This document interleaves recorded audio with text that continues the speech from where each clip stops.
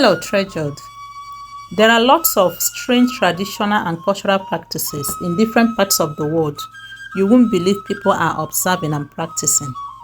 In some parts of southeastern Nigeria, occupied by Igbos, there is this strange traditional practice that is still practiced up till today. We all know how scary and dangerous snakes are. In some parts of Igbo land, that is, in southeastern part of Nigeria, there is this particular python they treat like a domestic animal, and some even worship and venerate this animal. They call this python Eke. In those parts of Igbo land where this python is recognized and respected, it's harmless. It doesn't harm the people. One can even pick it up with his or her hands when it visits your home, or you can use a long stick to take it outside your home. You might be saying, perhaps this python might be one of those non-poisonous snakes. But no, they're actually poisonous, because in other parts of Igbo land, where they are not treated special and respected, they are harmful and poisonous like every other poisonous snakes. When they get the chance, they would bite you as well. But you see those areas where they are highly respected, they always move sluggishly.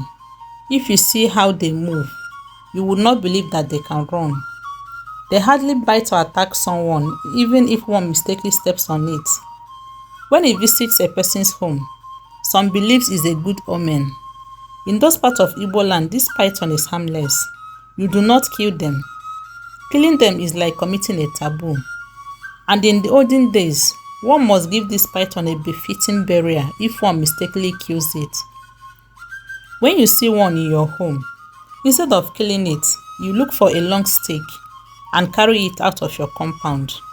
Some even use their hands to take it out from their home into the bush. I know you might be wondering, what if a person killed this python and refused to bury it properly? Would anything happen to the person?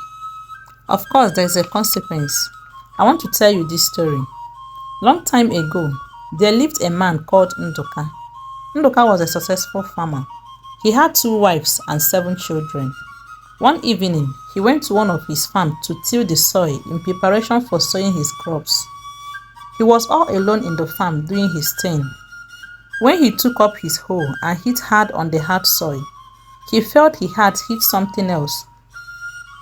When he looked closer, he shouted, "Ewo, I just hit a python." The python was badly injured and it died.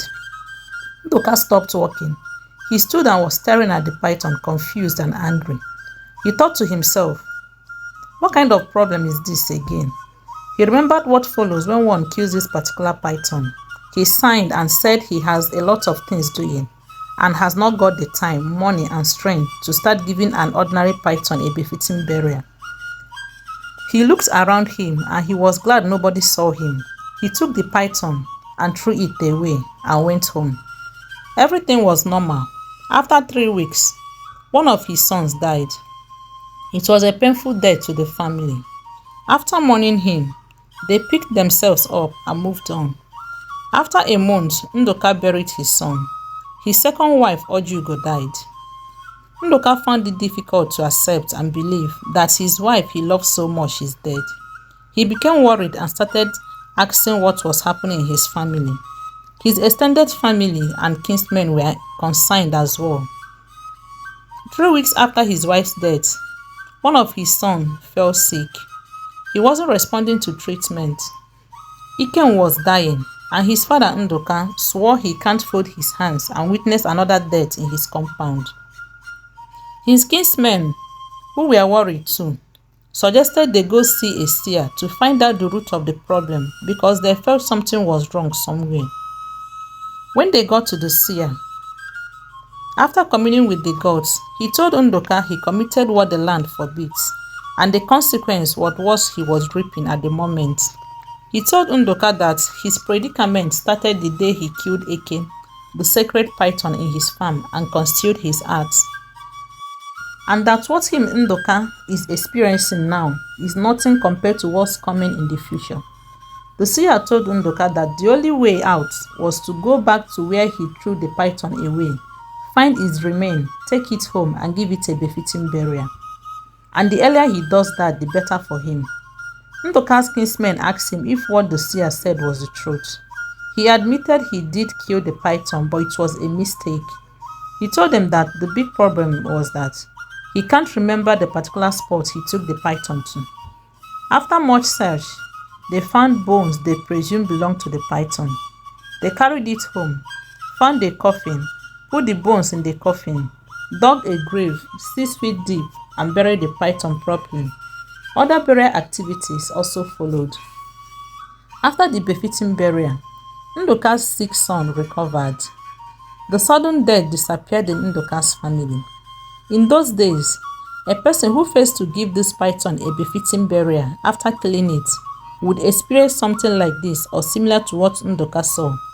But coming to the present day, people in those parts of the land still don't harm or kill this python, and in return, the python doesn't harm them.